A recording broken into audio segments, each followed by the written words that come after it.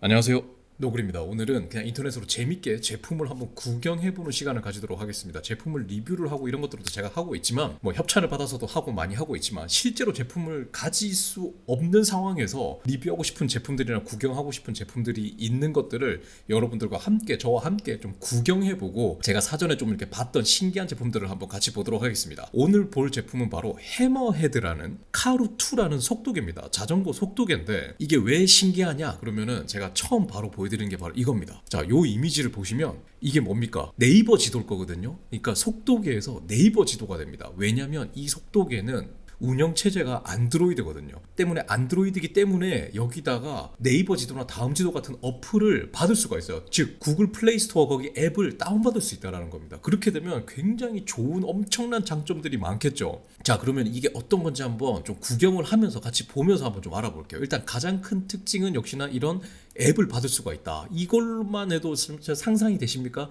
지금까지 우리가 써왔던 뭐 모든 뭐 가민이나 와우나 뭐 어떤 뭐 브라이튼이나 모든 속도계들의 지도는 OSM 지도로 이루어져 있습니다. OSM 지도는 기본적으로 우리나라 실정에 맞는 지도가 아니에요. 거기다가 업데이트도 늦고, 하지만 이런 네이버 지도나 다음 지도 같은 경우에는 거의 완벽에 가까운 수준으로 우리나라 지도를 그대로 실황으로 구현을 해놨기 때문에 이 내비게이션이 된다는 것만으로도 진짜 최고라고 말할 수 있겠죠. 그러니까 GPX 파일을 따로 만들 필요도 없다라는 겁니다. 그러니까 이것만 해도 진짜 엄청난 장점인데, 장점이 있으면 또 단점이 있기 마련이기 때문에 한번 일단 좀 구경을 하면서 좀 얘기를 해볼게요. 자, 일단 그런 제품이라고 보시면 되고 한번 구경을 한번 해볼게요. 일단 가격은 399달러입니다. 그러니까 지금 환율을 계산해 보자면 한 40, 한 5만원? 6만원 정도 되는 가격이기 때문에 가격을 보면 괜찮은 가격이죠. 네, 우리나라에 지금 팔고 있는 속도계들의 가격들을 좀 생각을 해보자면 상당히 괜찮은 가격이다라고 말할 수가 있습니다. 그만큼 다른 데서도 좀 비싸게 파는 거 있는 게 아닌가 하는 생각이 좀 들기는 하지만 어쨌든 그렇고요. 2500mAh의 배터리가 있습니다. 안드로이드 기반이기 때문에 배터리가 좀 커야 됩니다. 휴대폰과 거의 비슷하다고 봐야 돼요, 사실상. 이게 어떻게 보면 제가 볼 때 가장 큰 단점이지 않을까 싶습니다. 왜냐면 지금 여기 보면은 배터리 시간이 12시간이라고 되어 있어요. 근데 이게 실제로 사용하는 영상을 보면, 자, 이 배터리의 문제를 한번 봐야 됩니다. 아무리 좋으면 뭐합니까? 이 제품을 제가 볼 때 현실적인 가장 큰 벽이 바로 배터리입니다. 자, 여기 보시면 배터리가 지금 12시 11분에 배터리가 43%예요. 그리고 12시 35분에 배터리가 33%입니다. 즉 무슨 말이냐면 20분 만에 배터리가 10%단 거예요. 20분 만에. 이게 말이 됩니까 이게? 자, 이걸 다시 증명할 수 있는 게 여기 보면 지금 이제 10분 탔죠? 그리고 여기 보면 30분 탔습니다. 그러니까 배터리의 소모 시간이 거의 뭐 환상적인 수준으로 배터리가 빨리 닳습니다. 말도 안 되는 수준으로. 이게 제조사에서 말하는 거는 12시간 쓸 수 있다고 하잖아요. 근데 이거 구라가 너무 심한 게 아닌가 싶은 거죠. 그러니까 실제로 계산을 해보면 제가 볼 때 이거는 한 3시간에서 4시간 정도만 써도 배터리가 끝나는 게 아닐까라고 생각을 합니다. 좀 문제가 크죠. 네. 페이지가 이 속도계에 대해서 아주 잘 표현해 놓은 건데요. 터치 스크린이 되고, 그리고 뭐 강한 파워, 뭐 스몰 패키지, 그래 알았어. 그리고 USB Type-C가 지원된다는 큰 장점이 있습니다. 모든 거의 속도계들을 제가 지금까지 써본 것들 다 마이크로 USB를 사용하기 때문에 데이터 속도나 충전 속도가 좀 느릴 수밖에 없는데 타입C를 쓰기 때문에 좀 좋죠. 근데 얘는 좀 한 가지 아쉬운 게 뭐냐면 이 배터리를 커버하는 게 따로 이렇게 달려있는 게 아니라 이렇게 손으로 눌러서 이렇게 끼우는 거더라고요. 그러다 보면 분실할 수가 있겠죠. 저도 정확히는 모르겠는데 그렇게 돼 있는 것 같아요. 그리고 이런 식으로 해서 이제 기기가 이렇게 되어 있다. 30분이면 30% 충전이 되고 1시간이면 50% 충전이 된다고 하는데, 그럼 뭐 하나요? 충전하는 것보다 내가 볼 때 배터리 소모가 더 빠를 것 같은데. 그리고 이 마운트가 기본적으로 전용 마운트를 써요. 그러니까 가민 마운트나 이런 것들은 거의 지금 속도계들이 거의 다 돌리는 마운트인데 얘는 그냥 이렇게 탈칵 끼워 넣는 방식인데, 근데 한 가지 또 좋은 점은 뭐냐면 여기다가 가민 마운트를 쓸 수 있는 이 어댑터를 이제 따로 좀 제공을 하더라고요. 이런 부분은 참 좋은 것 같습니다. 그리고 이 소프트웨어, 네, 기본적으로 이 소프트웨어가 사실 메인이라고 봐야 되겠죠. 안드로이드 기반이기 때문에 아주 많은 장점들을 또 가지고 있는 것 같아요. 그리고 실제로 사용하는 영상만 봐도, 자, 지금 사용하는 영상 다른 유튜브에 있는 건데 보시면은 굉장히 부드럽습니다. 지금 터치 지금 보세요. 예. 터치와 움직이는 모션이나 이런 것들이, 자, 움직임이나 터치 다시 한번 보세요.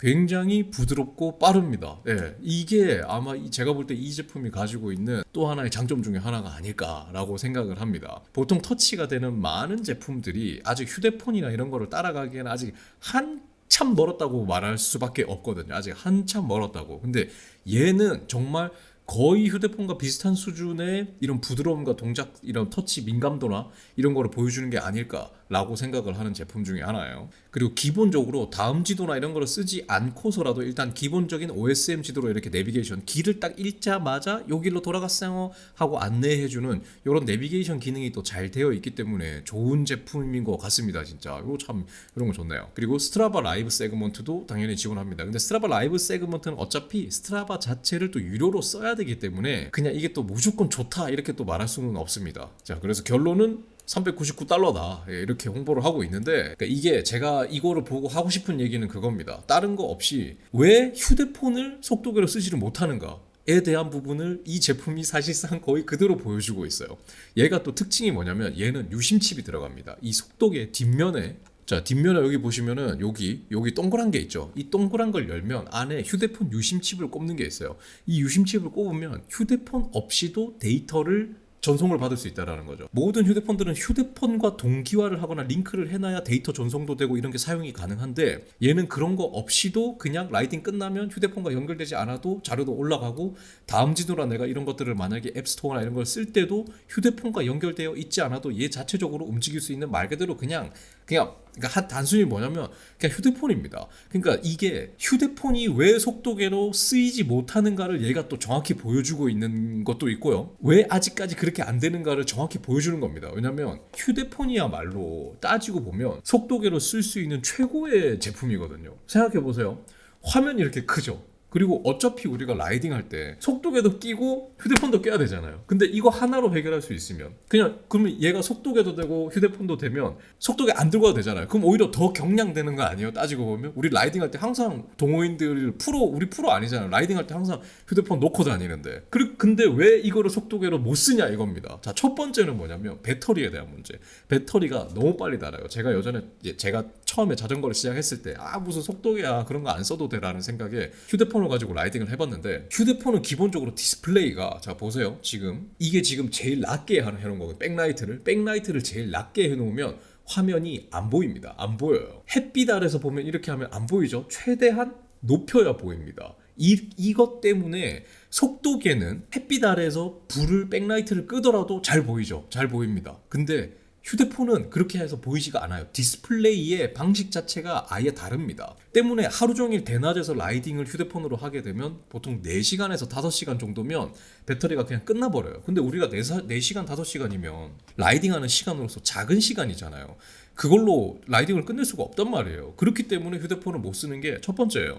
그리고 두 번째 왜 안 됐냐는 거는, 보통 스피드 센서나 많은 센서들이 블루투스는 지원하지 않고 ANT 플러스만 지원합니다. 그렇기 때문에 휴대폰은 보통 블루투스만 지원하고 ANT 플러스는 지원 안 하죠. 물론 요즘은 ANT 플러스가 지원하는 것들도 있고 센서들이 아예 블루투스를 지원하는 것들도 있기는 합니다. 그런 통신 규격에 대한 문제들 때문에 쓰이지 않고 있다는 거죠. 자, 그러면은 저는 이 제품을 보고 드는 생각은 뭐냐면 둘 중에 하나입니다.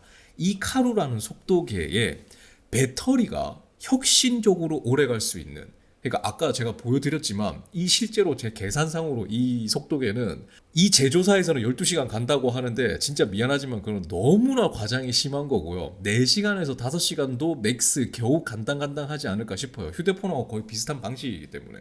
그래서 이 속도계에서 엄청나게 배터리 속도를 높일 수 있는 뭔가의 방식을 고안, 그러니까 이게 지금 이 속도계도 휴대폰과 동일한 디스플레이를 쓰고 있다고 저는 추정을 하는 겁니다. 왜냐면 디스플레이 백라이트에서 먹는 배터리가 엄청나게 크기 때문에, 자, 그거를 해결할 수만 있다면 이 속도가 좋은 거라고 할 수 있겠죠. 배터리가 그렇게 짧아가지고는 정말 쓸 수가 없으니까, 정말 현실적으로요. 저는 한번 라이딩 나가면은 뭐 많이 탈 때는 20시간 탈 때도 있는데, 이런 속도계 가지고 하루 종일 몇 번을 충전을 하라는 건가요? 못 씁니다. 자, 그러면 또 한 가지는 뭐냐면, 휴대폰을 저는 속도계를 쓰고 싶어요. 이 휴대폰을 속도계를 쓰고 싶은데 쓸 수가 없기 때문에, 그럼 얘도 똑같이 얘가 배터리가 오래 가면 되죠.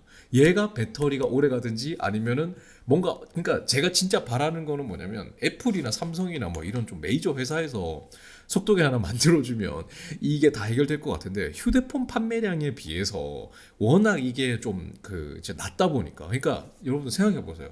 휴대폰 지도 켜가지고 GPS 키면 얼마나 빨리 인식하는지. 휴대폰이 모든 기능적 하여튼 그냥 다 싹 바릅니다. 자, 근데 얘가 지금 아이폰이나 갤럭시 같은 게 한 100만 원 정도면 좋은 거 사잖아요. 근데 속도계도 비싼 거는 그 가격 한단 말이에요. 진짜 비싼 거는 90만 원 하잖아요. 자, 근데 이게 성능 차이나 이런 것들이 너무 심한 게 아닌가라는 거죠. 물론 마켓 상황상에서 휴대폰만큼 많이 만들 수가 없고 그만큼 수요가 없는 거라는 거는 저도 인정하는 부분이 있기는 하지만은 그래도 참 이렇게 자전거를 타는 사람 입장으로서 참 답답한 부분이 있습니다.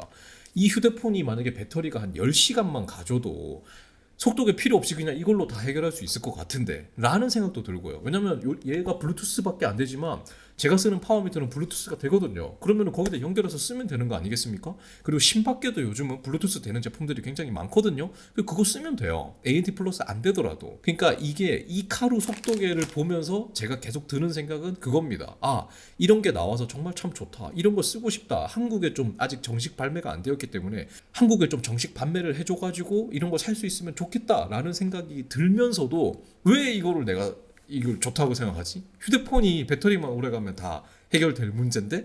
라는 생각이 드는 거죠. 어차피 우리는 항상 여러분 라이딩 할 때 휴대폰 안 들고 가시는 분 있나요? 없잖아요. 네, 그러니까 그런 생각에 이런 잡설이 들은 겁니다. 이 회사 저와 연은 아무것도 없기 때문에 광고는 아니지만 혹시 궁금하신 분은 이거를 사셔가지고 한국에서 사신 분들이 몇 분 계세요. 제가 검색을 해보니까 실제로 한국에서 쓰시는 분들이 몇 분 계시기는 합니다. 그래서 한번 사보시고 경험을 해보시는 것도 좋고 혹시나 사실 분이 계시면 저한테 좀 빌려주시면 제가 좀 리뷰할 수 있게 해주시면 좀 감사할 것 같기도 해요. 싼 가격은 아니니까. 어쨌든 재밌는 기기인 것 같아요.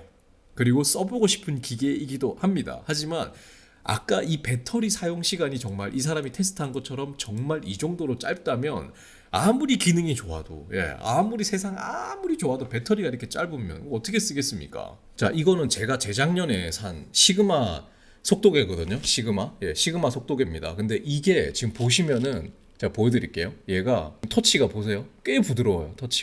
터치의 이 반응, 이 감이 지금까지 제가 써본 속도계 중에 이게 제일 좋아요. 자, 보세요. 자, 꽤 빨리 잘 움직이죠? 터치 굉장히 부드럽죠? 보세요. 이렇게 굉장히 부드럽습니다. 그리고 얘는 진짜 좋은 게 이렇게 홈 버튼이 딱 있어서 휴대폰처럼 항상 홈으로 갈 수 있고 라이딩 도중에도 이렇게 들어가서 양쪽에 버튼이 있거든요. 이렇게 눌러서 페이지를 터치하지 않고도 겨울에도 비가 묻어도 장갑을 끼고 있더라도 항상 빠르게 페이지를 쫙쫙 전환할 수가 있습니다. 정말 좋은 속도인데 이게 문제가 뭐냐면 배터리가 진짜 너무 오래 안 가요. 이것도 배터리가 4시간, 5시간, 한 맥스가 6시간밖에 안 갑니다. 그러니까 이거를 제가 이게 너무 좋고 쓰고 싶은데도 안 써요. 왜냐면 배터리가 너무 짧기 때문에 이거 어떻게 씁니까? 이렇게 배터리가 짧은데 이렇게 너무 잘 만들어 놓으면 뭐합니까? 배터리가 짧으면 못 쓰는데.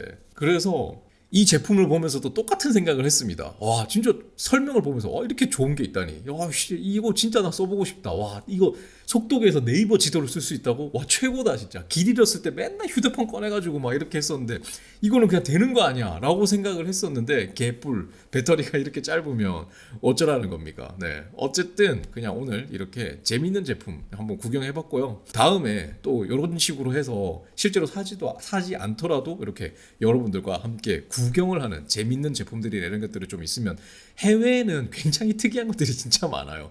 우리나라 시장이 인구가 워낙 작고 이렇게 마켓이 작다 보니까 우리나라에 출시하진 않는데 이것도 마찬가지로 해외 직구로 제가 산 거거든요. 우리나라에 안 팝니다. 그래서 이런 전기자전거 이런 것들이 굉장히 특이한 것들이 많이 나와서 앞으로 이렇게 좀 컨텐츠를 만들어서 여러분들과 함께 좀 구경하는 그런 시간을 한번 좀 만들어 보면 될 것 같아요. 자, 그러면 오늘은 해머헤드의 카루2라는 속도계를 한번 소개시켜 드려 봤고요.